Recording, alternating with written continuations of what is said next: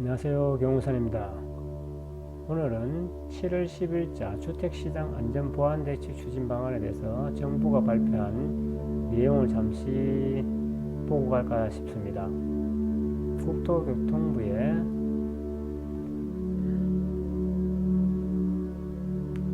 먼저 민연주택 생애 최초 특별공급 15% 신설, 생애 최초 주택구입 취득세 감면 혜택.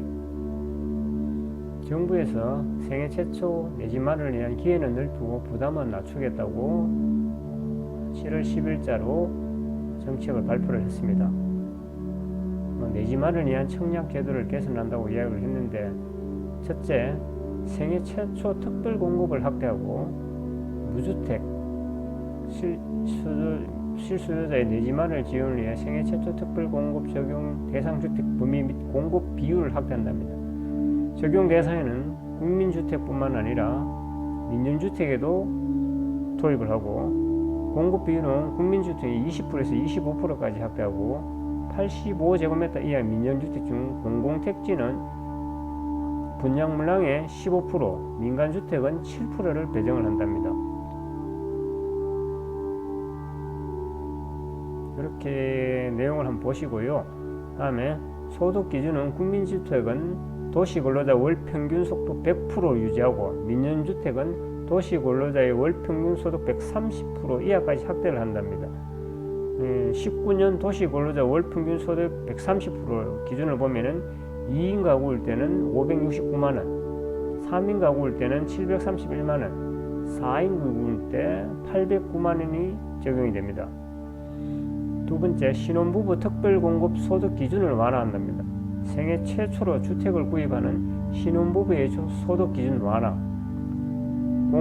첫 번째, 공공분양 소득 요건이 분양가 6억 원 이상 신혼희망타운에 대해서는 도시근로자 월평균 소득 130%, 맞벌이는 140%까지 확대하고, 민영주택 소득 요건에 분양가 6억 이상 민연주택에 대해서는 최대 130%, 맞벌이 140%까지 소득 기준을 완화합니다.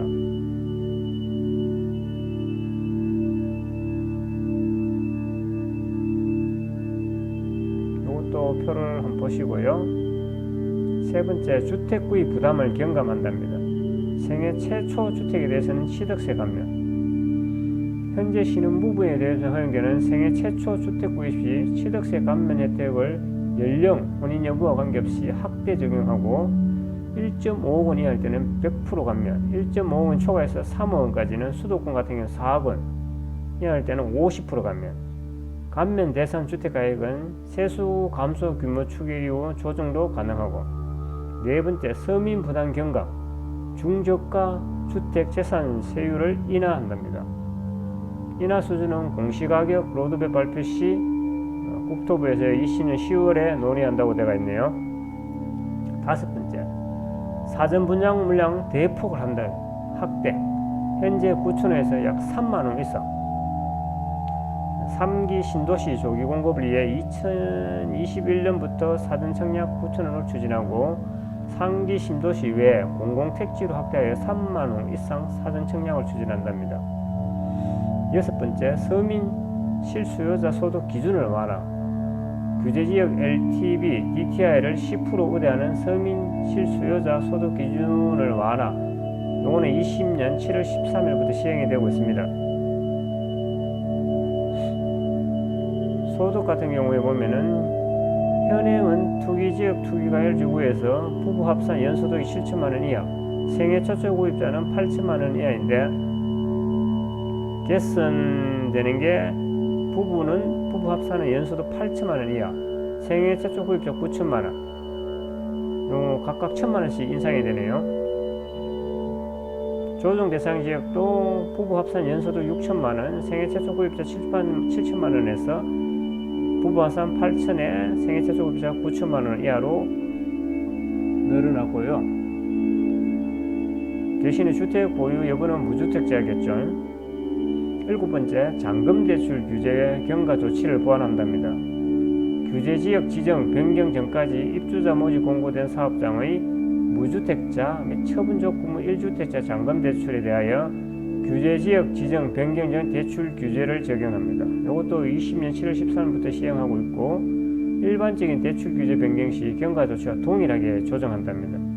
다주택자는 규제지역 지정 변경제까지 대출받은 범위 내에서만 잔금 대출이 가능하고, 8번째, 전월세 자금 지원, 청년층 포함 전월세 대출 지원은 강화를 한답니다. 첫째, 전세 같은 경우에 청년이 만 34세 이하인데 버팀목 대출금리가 0.3% 이나, 다음에 월세 같은 경우는 청년 전용 보정부 월세 대출금리 0.5% 이나, 실수요자를 위한 주택 공급을 확대한답니다. 관계부처 장관, 지자체가 참여하는 부총리 주재 주택 공급 확대 TF를 구성하여 근본적인 주택 공급 확대 방안을 마련하고, 국토부에는 주택 공급 확대 실무계획단 단장 1차관을 구성하여 세부적인 공급 방안을 마련하고 이후 정기적으로 추진 사항을 발표한답니다. 검토 가능 대안이 첫째, 도심 고밀 개발을 위한 도시계획 규제 개선, 둘째, 3기 신도시 용적률 상향, 셋째, 도시 주변 유휴부지, 도시 내 국가시설부지 등 신규 택지 추가를 발굴하고, 네 번째, 공공재개발 재건축 방식 사업 시 도시규제 완화 통해 청년, 신혼부부용 공공임대, 분양아파트 공급을 하고, 다섯 번째, 도심 내 공실, 상가, 오피스 등도 활용을 한답니다. 다주택자, 단기거래에 대한 부동산 세제가 강화됩니다. 다주택자 대상 종부세 중과세율을 인상인데, 개인 같은 경우 지금 3주택 이상 및 조정 대상 2주택에 대해 가세표준고가율을 1.2에서 6% 세율을 적용하겠다고 하고, 19년 주택부분 종부세 납세자는 51.1만 명으로 전체 인구 대비 1%에 해당됩니다. 종부세 세율 인상안, 지금 2주택과 3주택이 도표가 있는데 현행의 0.6%에서 개정이 1.2% 같으면 거의 배 정도가 올라간다고 보시면 되겠습니다. 둘째, 법인은 다주택 보유 법인에 대해 중과 최고 세율은 6%를 적용하고, 20년 6월 17일 주택시세 안정을 위한 관리 방안을 통해 주택 보유 법인의 경우 개인 최고 세율을 단일 세율 적용함을 발표를 했습니다. 법인의 주택분 종합부동산세에 대해서는 기본공제 유고금과 세부담 상한을 적용하지 않는다고 합니다. 법인에 대해서 상당히 쪼르고 있죠.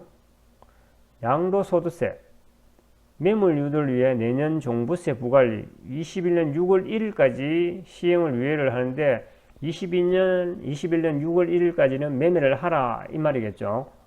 단기 양도 차익 한수는 2년 만기 단기 보유주택에 대한 양도 소득세율을 인상을 하는데, 지금 1년 미만이 40%에서 70% 올리고 2년 미만 기본세율을 60% 한답니다. 양도소득세 세율 인상안, 지금 도표로 현행과 개선 부분에 해가지고 도표를 잘 해놨으니까 한번 보시면 되겠고요. 다주택자 중과세율 인상, 규제지역 다주택자 양도세 중과세율 인상도 한번 보시고, 그다음에 취득세 같은 경우에도 요 지금 다주택자 부담을 인상을 시키자고 다주택 법인 등에 대한 취득세율을 인상을 했는데, 지금 2주택 같은 경우는 8%인데 3주택 이상은 법인 12%까지 취득세율을 올리는 방안을 지금 했고요. 보통 지금 현재 같은 경우는 개인은 1주택, 2주택, 3주택 같은 경우 주택 가액에 따라 1에서 3%고 4주택일 때 4%였는데 4%였고, 법인도 주택 가액에 따라 1에서 3% 정도였는데 지금 개정되면서 지금 상당히 많이 올랐죠. 개인 같은 경우는 1주택 때는 그대로지만은 2주택, 3주택, 4주택 있을 때는 법인도 똑같이 세율이 상당히 배로 올랐습니다. 법인 전환시 취득세 감면 제한, 개인에서 법인으로 전환을 통해 세부담 회피를 방지하기 위해 부동산 매매, 임대업 등 현물 출자에 대한 취득세 감면 혜택이 배제됐습니다. 재산세, 다주택자 보유세 인상, 부동산 신탁 시 종부세, 재산세 등 보유세 납세자를 수탁자, 원소유자로 변경할 때 종부세세법 개정 플러스 지방세법을 개정합니다. 다주택자들이 주택을 신탁할 경우 수탁자가 납세 의무자가 되어 종부세 부담이 완화되는 점을 활용하는 데 문제를 방지하고 있습니다. 다음은 등록 임대사업자 제도를 또 보완한다고 합니다. 먼저 임대 등록 제도 개편, 단기 임대 4년, 아파트 장기 일반 매매 임대 8년을 폐지를 한다고 합니다. 그 외 장기 임대 유형은 유지하되 의무기간을 연장 8년에서 10년 등 공적 의무를 강화하고 단기 임대의 신규 등록 및 장기 임대료의 유형 전환 불가, 이런 과정에 세제 혜택도 미제공을 한다고 하네요. 폐지 유형 관리, 폐지되는 단기 및 아파트 장기 일반 매입 임대로 등록한 기존 주택은 임대 의무기간 경과 즉시 자동 등록 말소하고 임대 의무기간 종료 전에도 자진 말소 희망 시 공적 의무를 준수한 적법 사업자에 한해 자발적인 등록 말소를 허용한답니다. 임대 의무기간 준수 위반 과태료 면제, 비등록 주택은 등록 말소 시점까지 세제 혜택에 대해 유지를 해주고, 그다음 사업자 관리 강화, 매년 등록 사업자의 공적 의무 준수, 합동점검을 정례하고 위반 사항 적발 시 행정처분을 통해 등록 임대를 내시를 한답니다. 임대 의무기간 준수, 임대료 정액 제한, 임대차 계약 신고 등 핵심 의무를 중점 점검한답니다. 과태료 부과 및 등록 임대사업자 등록 말소 및 세제 혜택을 환수. 예전에 등록 임대사업을 권장을 했던 정부로서는 지금 다시 이거 폐쇄를 한다고 하니까 지금 현재 등록된 임대사업은 상당히 불합리한 점도 많이 있을 겁니다. 요 정부에서 정책을 발표한 내용을 이렇게라도 한번 읽어보면은 나중에 언제든지 이렇게 볼 수가 있으니까 한번 요 정책 내용을 한번 읽어가면서 제가 한번 등록을 해봤습니다. 앞으로도 계속 투자를 하는데 관심을 가지시고 요는 정책이 나오면은 거기에 맞춰가지고 꼭 한 번씩 봐주시면 고맙겠습니다. 오늘도 수고했습니다.